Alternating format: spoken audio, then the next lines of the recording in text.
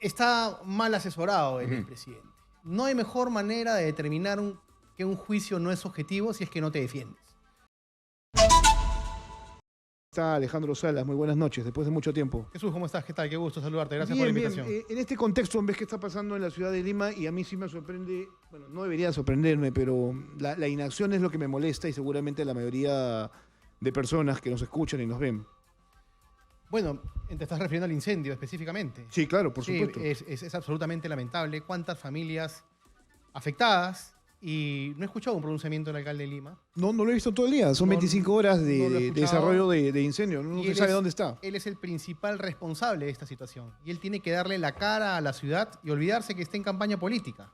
La ciudad necesita de un alcalde y es algo que no se está viendo. Claro, podría aducir él que su gerente municipal está en la zona, pero tampoco es que lo hemos visto y no estamos viendo desarrollo de acciones por parte del municipio de Lima, ¿no? Como lo comentaba Iván Penagos hace unos instantes. Sí, correcto. Y es algo que de una u otra manera marca pues un derrotero de que si eso pasa, es algo tan cerca, digamos, al propio Palacio Municipal de la Municipalidad Metropolitana de Lima, ¿qué puede estar pasando en otras zonas metropolitanas de la Gran Lima, ¿no? O sea, vivimos en una ciudad que está realmente abandonada, es una ciudad, bajo mi punto de vista, sin alcalde, sin autoridad municipal, y eso es lo que Rafael López Aliaga le está dando a la ciudad.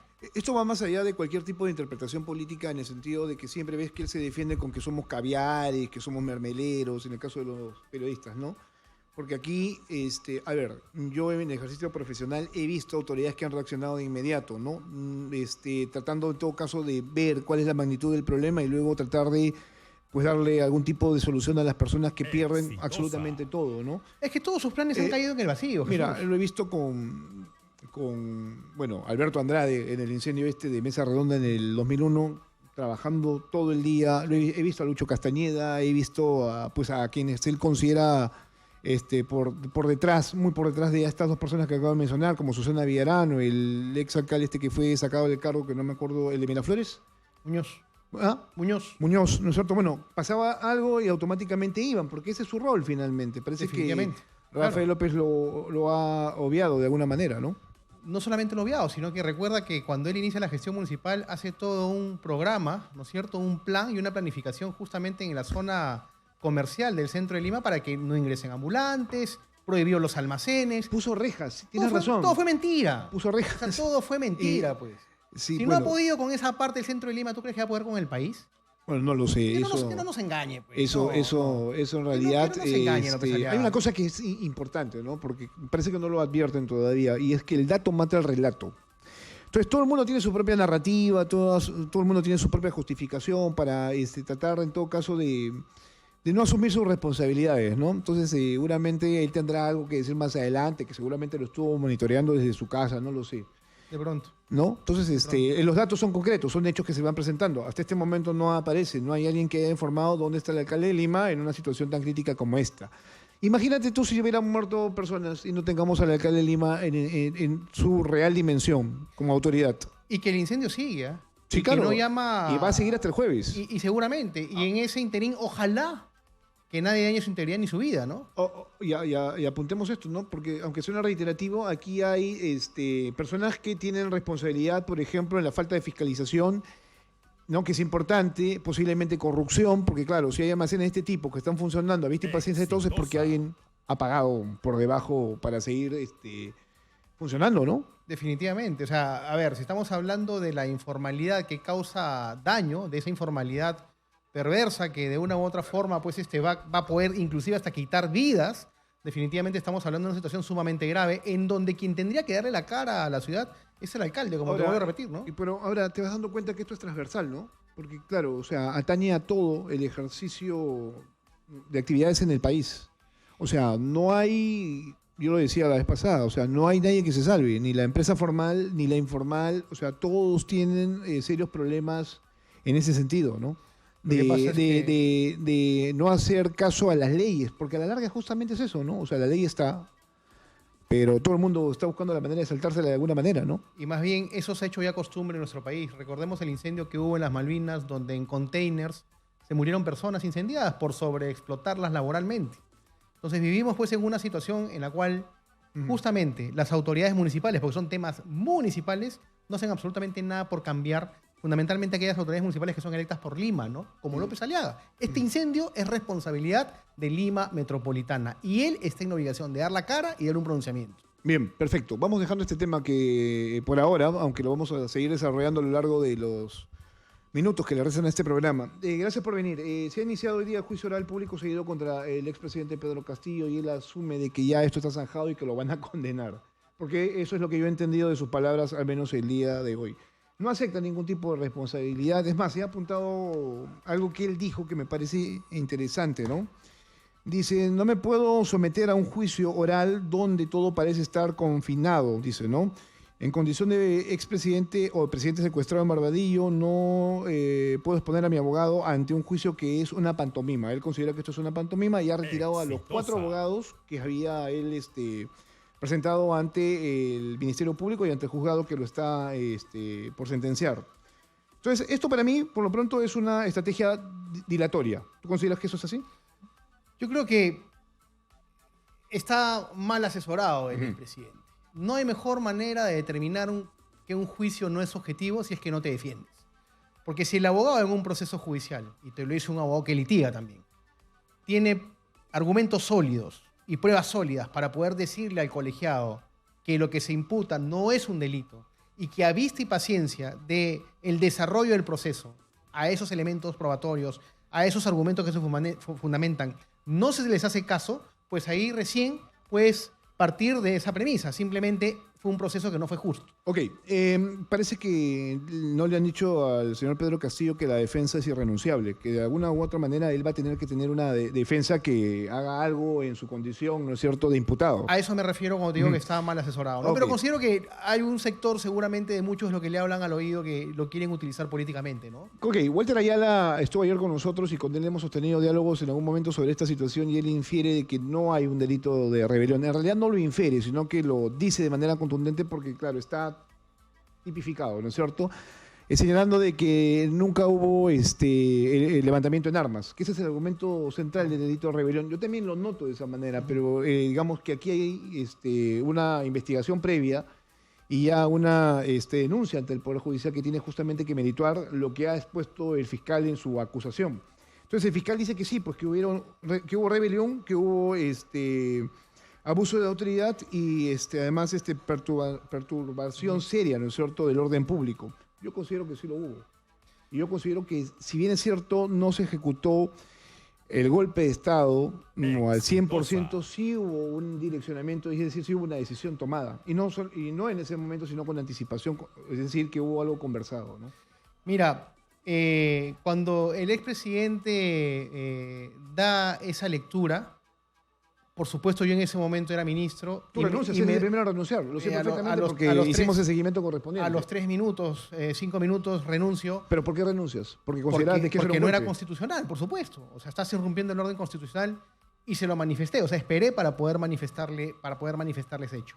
Entonces, Jesús, lo que tiene el Perú, digamos, en este caso a través de los tribunales, es lo que se le llama la jurisprudencia. Este es un caso sui generis, donde si bien es cierto, el proceso penal marca, digamos, los presupuestos para que cada delito pueda desarrollarse o cumplirse en su tipificación propia y pura, es los colegiados y los juzgados quienes desarrollan, digamos, estos artículos y generan precedentes y jurisprudencia que seguramente en este caso por primera vez se va a señalar. Solamente, y para redondear la idea, sí considero que lo que está pidiendo la Fiscalía contra Pedro Castillo es absolutamente desproporcional. Ok, a eso vamos a llegar en un momento más, porque también se lo pregunté ayer a Walter Ayala en el sentido de cómo es que el juez o el fiscal, por ejemplo, determinan una pena, porque están viendo 34 años y el pago de una reparación civil es 64 millones. Entonces yo tal vez tengo una interpretación que también te la voy a señalar, pero vamos al tema del argumento de defensa de Pedro Castillo, ¿no?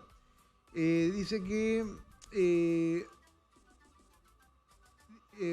a ver, él ha dicho que jamás cometió un delito de rebelión, que lo que hizo básicamente fue leer un documento, no habla de un golpe de Estado, lo que él dice que lo único que hizo fue trasladar el deseo del pueblo a través de un discurso público, de un discurso político. Entonces, esta afirmación no es del todo seria, o sea, digo, lo que él estaba haciendo cuando leyó ese documento del 7 de diciembre, como él bien lo recuerda, fue dar órdenes, que no le hayan hecho caso. Pues esa es materia de discusión, pero ¿las dio o no las dio? Y es, claro, por supuesto, al leer establece una disposición que lamentablemente para él, porque acá, como te digo, hay gente que no lo asesora bien. Es más, yo lo dije en un momento y lo dije en Radio Exitosa. O sea, lo mejor que le podría pasar es someterse a una conclusión anticipada.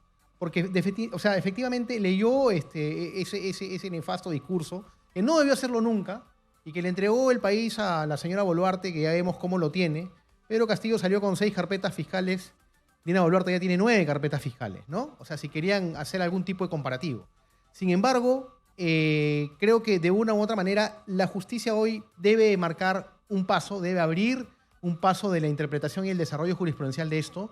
Y te decía que, por ejemplo, no es la primera vez en los últimos 20 años que pasa esto. Fujimori lo hizo, Fujimori lo materializó. A Fujimori no se le procesó por este delito porque no se trajo la carpeta fiscal de Chile, Claro. ¿no?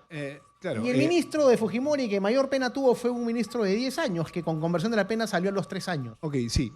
A ver, o sea, este tema que tú mencionas me parece interesante, el tema de la jurisprudencia. ¿Podría pasar que sí como que no? O sea, me refiero a que sea condenado por el delito de rebelión como que no. Sí, eso lo va a determinar ¿No? O sea, los magistrados. En realidad, si no fuera condenado por delito de rebelión, esa jurisprudencia sería, en realidad, a mi modo de verlo, llamativo, porque claro, abriría una ventana para desarrollar este tipo de acciones, ¿no? Abrir una ventana para poder leer cualquier cosa cuando realmente, digamos, hay que tener la responsabilidad, ¿no? O sea, de poder, digamos, establecer lo que uno manda y dispone respecto a un país dentro de un pero marco igual constitucional. abre una posibilidad, pero demasiado subjetiva. Exitosa. Con lo cual no cierra un capítulo del todo, ¿no? Lo que tendría que pasar es que lo sentencien para que esto quede claro de que incluso siendo un documento leído y no ejecutado, sí es de por sí un golpe de Estado y un delito de rebelión. Claro, lo que pasa es que la jurisprudencia va a tener que ver también si leer ese documento, ¿no es cierto?, equivale a 34 años de pena privativa de libertad, que es el segundo derecho más preciado después de la vida. La conclusión anticipada, esto también habría generado un precedente, porque es el reconocimiento de un acto, ¿no es cierto? De todas maneras, él tendría que O reconocer, sea, y ahí digamos, se había zanjado este tema que de por sí, como te decía, es muy interpretativo. sí, es muy interpretativo y va a ser sumamente interpretativo. Es más, se discute a nivel internacional. O sea, no solamente se discute en el Perú, o sea, juristas a nivel internacional están discutiendo, digamos, si la materialización del tema de la rebelión o golpe de Estado, ¿no? De una u otra manera requiere el lanzamiento de armas. Entonces, se empieza a discutir esto y que seguramente no solamente va a generar un precedente para el Perú, sino seguramente un precedente que en otros países lo van a tomar como un precedente de derecho comparado, ¿no? Bueno, eso es interesante, sobre todo el contraste que se va dando. Mira, lo que sí fue una rebelión, haciendo un paralelo, fue lo de Antauro Mala en la comisaría esta de Andahuaylas, ¿no? Eso sí, porque hubo un levantamiento en armas contra el orden constitucional. Claro, y Es estaba, completamente distinto, estaba ¿no? con un uniforme del ejército, ¿no? En ese momento, Claro. ¿no? Estaba con galones inclusive, ¿no?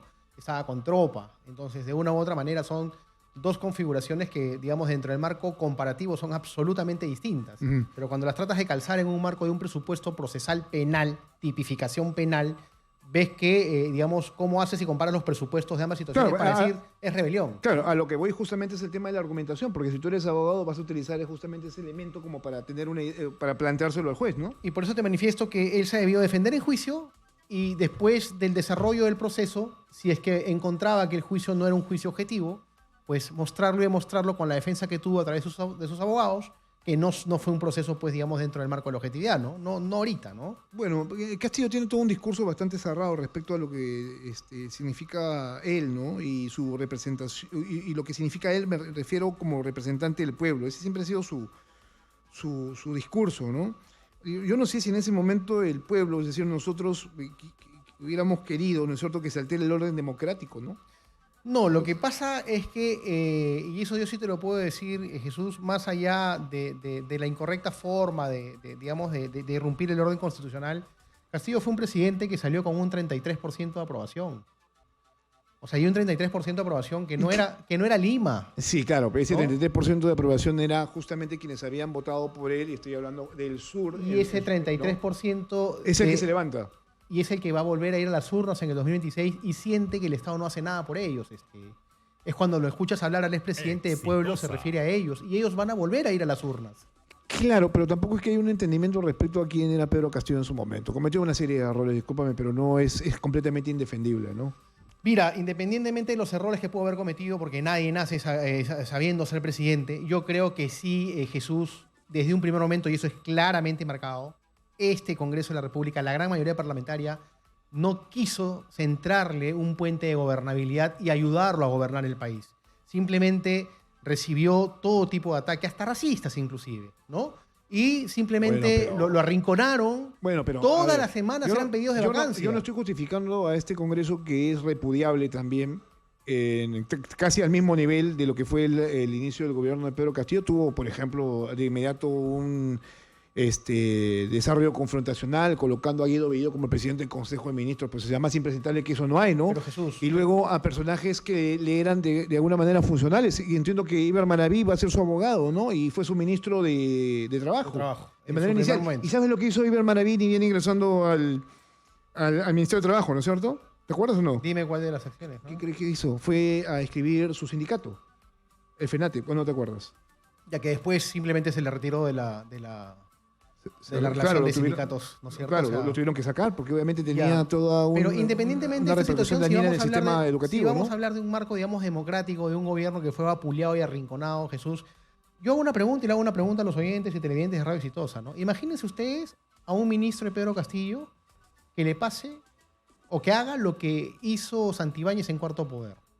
¿Cómo estaría ahorita el Congreso con ese ministro? Pero estamos en lo mismo, pues el gobierno de Dina Boluarte no es la diferencia respecto a lo que pasa con Pedro Castillo. La ciudadana también tiene serios cuestionamientos y presuntos actos de corrupción. Pero tiene soporte del Congreso. Claro, por supuesto, porque es una convivencia espuria, ¿no? O sea, eso que ha pasado es sumamente grave. Es que lo uno no, digamos que lo uno no tapa lo otro, o sea, van en el mismo nivel. En lo absoluto, pero te digo para que se compare cómo era la forma, digamos, de hostigar a un gobierno que desde antes de que asuma la presidencia ya simplemente pues fueron a la OEA a decir que no se reconozcan las elecciones. Era un gobierno rechazado por quienes querían tomar el poder y que hoy lo tienen. Oye, pero, es algo ver, que no lo podemos claro, tapar, pero si no me equivoco, la mayoría congresal era justamente del partido, ¿no es cierto?, que llevó al poder al señor, bueno, la fujimorista era una y luego el señor Pedro Castillo. Digamos que tenía una bancada importante dentro del Parlamento para poder sostenerse. Sí, pero no eran mayoría. No eran mayoría. Y ya, pero tenía, discúlpame, pero el Partido Apesta con 3 congresistas hacía lo que quería en el gobierno de Pedro Pablo Kuczynski, no era la situación de los congresistas que él tenía. Lo que pasa es que Pedro Castillo fue un ensayo, ¿no? Hay que reconocerlo también, ¿no? Pedro Castillo fue una reacción de aquel país, de aquellos ciudadanos que hasta el día de hoy siguen esperando al Estado. Sí, posiblemente, pero fue un ensayo de un partido que no podía llevar a su líder, ¿no? Que tenía cero cuestionamiento. Estoy hablando de Perú Libre y Vladimir Cerrón. Pero hubieron peruanos que se sintieron identificados con él. Eso es algo que no podemos negarlo. O sea, negar eso es que de una u otra manera estas circunstancias vuelvan a suceder. Hay ciudadanos, hay millones de peruanos que sienten que el Estado no llega y que sienten que cuando el Estado llega robando. Y están ahí. Y existen y van a volver a ir a las urnas. ¿Quién habla por ellos? ¿Quién decide por ellos? Bueno, yo te voy contando que en realidad esta elección que se avecina, creo que en abril, ¿no es cierto? Inicia el calendario electoral, la convocatoria de elecciones, y en adelante ya tienes un año para más o menos desarrollar un cronograma. Actividad política, ¿no? Pero claro, ahora ya estamos en un nuevo escenario donde se es más reaccionario, en el sentido de que la población está buscando mano dura y el sistema, y esta mano dura por encima, por ejemplo, de lo que significan las libertades. Entonces son panoramas completamente distintos. Yo no sé quién vaya a controlar el país en los próximos meses, llegado a la elección de abril de 2026, pero la situación es completamente distinta, ¿no? Entonces tampoco es que veo un Pedro Castillo, aunque Pedro Castillo ciertamente una situación muy, muy particular, ¿no? Ni siquiera estaba nombrada en las encuestas en su momento. Y que podría volver a suceder, Jesús. Podría volver a darse una situación similar justamente porque no se quiere entender desde la capital de la República, y te lo digo también como capitalino, como limeño, yo soy limeño, que el Perú es más y va más allá de Lima. No se está mirando el verdadero contexto y la verdadera realidad, Jesús. Sí. Bueno, yo te lo digo, eso sí, nosotros aquí en Exitosa lo tenemos claro porque parece que solamente pensamos en Lima cuando el país es completamente distinto y aquí la voz se abre para absolutamente todo el Perú. Por eso nuestra programación es más nacional, ¿no? Que capitalina en muchos aspectos, y a veces eso no parecen entenderlo. Cuando pasan las situaciones de elecciones, convocamos absolutamente a todo el país, y aquí es donde pues, surgen los debates, y estas personas que en un momento eran prácticamente ignoradas, pues toman cierto nivel de relevancia, ¿no? Y eso finalmente fue lo que pasó con Castillo. No es que le hayamos expresado algún tipo de apoyo no incondicional, sino que, bueno, pues era obviamente un personaje que empezó a tener una repercusión inusitada que luego lo llevó a ser presidente de la República, ¿no? Hay millones de peruanos, Jesús, millones de peruanos. Generó que se cierto nivel de identifican con convencimiento que yo no entiendo en realidad, pero era en efecto parte de ese Perú que buscaba un cambio completamente distinto a aquello que se denominaba en ese momento el status quo de la política, ¿no? Correcto. Ahora, ¿cómo ves tú el tema de sus coacusados, tanto Bexy Chávez como Aníbal Torres? Porque si algo está haciendo Pedro Castillo es asumiendo toda la responsabilidad, indicando de que ellos no tenían pleno conocimiento de lo que iba a pasar. Y a mí eso también me parece totalmente erróneo, porque sí Bexy Chávez tuvo un protagonismo, tanto como Aníbal Torres. Se dice que Aníbal Torres fue el que prácticamente redactó el documento con Bexy Chávez, y que Bexy Chávez, en su condición de presidente del Consejo de Ministros, fue la que convoca a el canal del Estado para que Pedro Castillo lanzara este mensaje, ¿no? Mira, yo sobre esa pregunta no podría desarrollártela, Jesús, en el sentido de poder, digamos, entrar a un juicio de criterio o a prejuzgar la situación, porque yo estoy como testigo, sé que me han ofrecido como testigo de los hechos, ¿no? Y seguramente responderé en el momento que me toque responder. O sea, que no puedes hacer ningún tipo de adelanto de opinión respecto a ellos. Porque tú estuviste ahí, ¿no? De que si son culpables o no son culpables, no puedo hacer eso. Porque tú estuviste ahí, ¿no? Había un consejo de ministros, entiendo yo, o me estoy equivocando. No hubo consejo de ministros. No. Ese día se iba a llevar a cabo la votación de vacancia a las 3 de la tarde. Claro. Y nos habían citado a las 2 de la tarde para dirigirnos al Congreso, aquellos que íbamos a defender la vacancia. Yo iba a oralizar en el Congreso la defensa política de la vacancia. Y ya me acordé, sí, en efecto. Y se cambian... Pero habría que recordarle eso, ¿no? Porque claro, si tú vas a hacer la defensa política de la vacancia... ¿Qué pasó para que Pedro Castillo tomara esta decisión así tan de repente, no? Bueno, él me lo manifestó a mí. Después de que leyó, yo no me fui después de que leyó. Yo quería encontrar una explicación por parte de él. Yo no estaba en el ambiente donde él estaba... te estabas, ¿qué cosa? Poniendo todo, ¿no es cierto?, para su defensa. Sí, claro. Entonces me acerco y le digo, ¿usted sabe lo que ha leído? Lo que ha leído, le dije en ese momento, molesto, lo que usted ha leído es un delito, ¿no? Y le dije, ¿por qué ha hecho eso? Y me dijo, porque no tenía los votos. O sea, a las 3 de la tarde, pues, en la moción de vacancia. Sí, esa es la respuesta que yo obtengo, ¿no? Ya, pero esa respuesta no es del todo válida, pues digo, ¿no? Al menos tienes que defenderte, digo, ¿no? Siempre hay que defenderse hasta el final. Siempre, por supuesto. Con todas las herramientas legales hay que defenderse hasta el final. ¿Pero realmente no tenía los votos?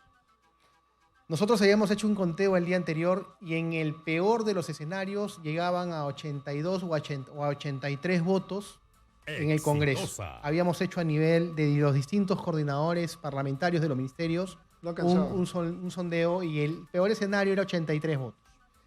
No llegaban a los 87, pero no sé por qué tomó esa decisión. A título personal, ya que tú eres testigo, yo sí lo digo abiertamente, para mí Bexy Chávez y Aníbal Torres completamente nefastos, ¿no? Para este país, para el sistema democrático.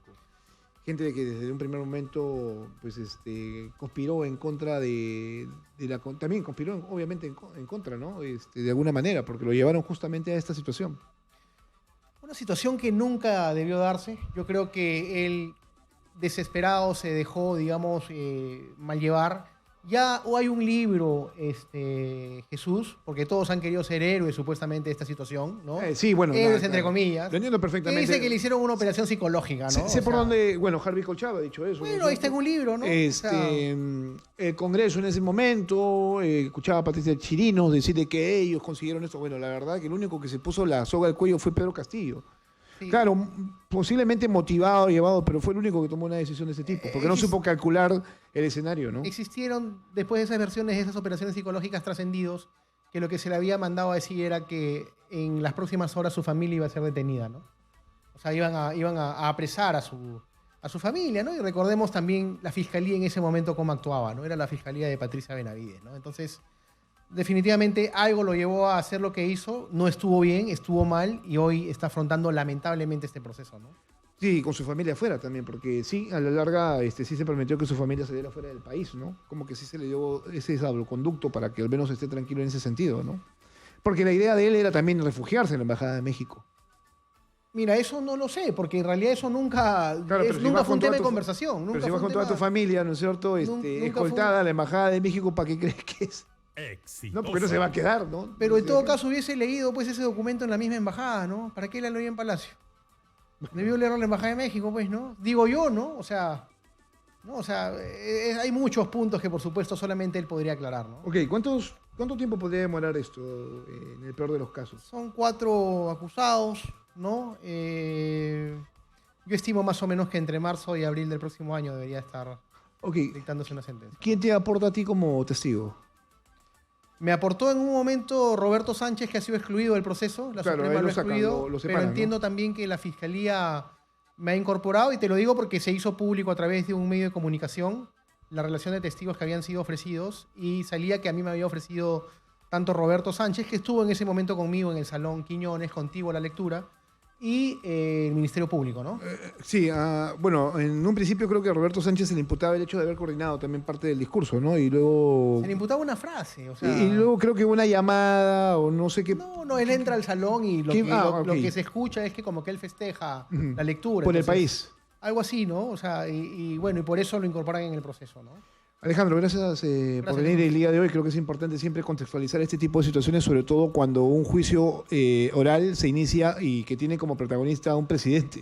Sí. Bueno, a ver, Toledo, el propio Alberto Fujimori, ¿no? Bueno, Alan García no llegó a esos niveles, llegó a nivel de fiscalía, pero estaba comprometido. Pero esa es la constante en este país, ¿no? Que los presidentes paguen por sus delitos de alguna manera. Y ojalá, digamos Y eso que... es positivo, ¿ah? Y ojalá, sí, pero creo que mejor sería poder sembrar en nuestro país políticos con valores que se dediquen a trabajar y puedan salir, cumplir su mandato, darle la cara a la gente, poder caminar con tranquilidad, poder caminar por las calles, que la gente te salude y saber que no le has robado nunca nada a nadie. Bueno, y me olvidaba de Vizcarra. Bueno, él camina tranquilo por las calles. Él está esperando... Yo no sé si camina tranquilo. No, Yo se lo camina decía la vez tranquilo. pasada, creo que ya Camina me está tranquilo. pensando en qué fruta le gusta a Martín Camina Vizcarra, tranquilo ¿no? y la gente lo saluda con cariño. Bueno, al menos muy bien vacunado está. Esa es otra discusión, ¿no? Que también fue una narrativa que se plantó, pero bueno, creo que ya en algún momento se ha discutido Y mucho. la ¿no? narrativa, pero que las narrativas de Vizcarra son absolutamente hilarantes, Es que no es una narrativa de él, es que en ese momento Pero el que- mundo no tenía una vacuna aprobada, Jesús. Ya dice, y él, y entonces es un héroe para ti. Es un tema fáctico, ¿no? O sea, O científico. sea, es así de escarrión, ¿Cómo? Es así de escarrión, Martín Vizcarra. Del Se pla- inoculó. Mira, se desecharon 3.500 a 3.800 placebos que no hubieron voluntarios de lo que él se inoculó. O sea, se desecharon. Dime una cosa, ¿tú crees que llegue a ser candidato a la presidencia de la República en esta contienda que se viene? Tiene al menos no sé cuánto tiempo para hacerlo. Bueno, las medidas cautelares te permiten dar bastantes, digamos, esperanzas y sorpresas a quienes creen que tienen todo Ya, pero- ganado por pero, parte a de ver, aquellos que no quieren verlo postular, ¿no? Pero todo es medida cautelar en este país, la verdad. Mira cómo estamos con la informalidad. No, acá en este país no. Es una medida cautelar a nivel supranacional. No, sí, pero tampoco me duele la píldora. Lo que estoy haciendo es básicamente un símil respecto a lo que pasa en el país, ¿no? Todo es un caos por las medidas cautelares, de alguna manera. Si no, no se estaría quemando ese edificio, ¿no te parece? Lamentable lo del edificio, ¿no? Muy lamentable.